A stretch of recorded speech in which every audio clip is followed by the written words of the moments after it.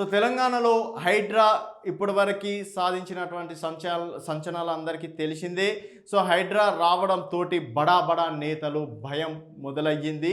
So Hydraa రాష్ట్ర వ్యాప్తంగా విస్తరిస్తాం, అలాగే అసెంబ్లీలో బిల్లు పెడతామని చెప్పేసి కూడా అన్నారు. దానికి సంబంధించి ఈరోజు సోషల్ మీడియాలో ఒక వార్త మాత్రం చక్కర్లు కొడుతుంది.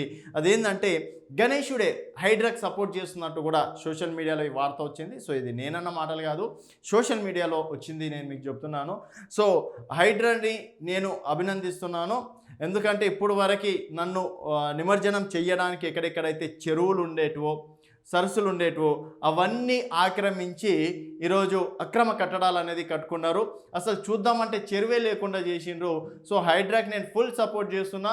డెఫినెట్గా నా చెరువులు ఎక్కడ ఉన్నాయో కనిపెట్టి మళ్ళీ నా చెరువులని సంరక్షించాల్సిన బాధ్యత కూడా ఈ ప్రభుత్వాన్ని హైడ్రాదంటూ గణేశుడు ఇట్లా హైడ్రాకి చెప్తున్నట్టు ఈ వార్త అనేది సంచలనంగా మారింది.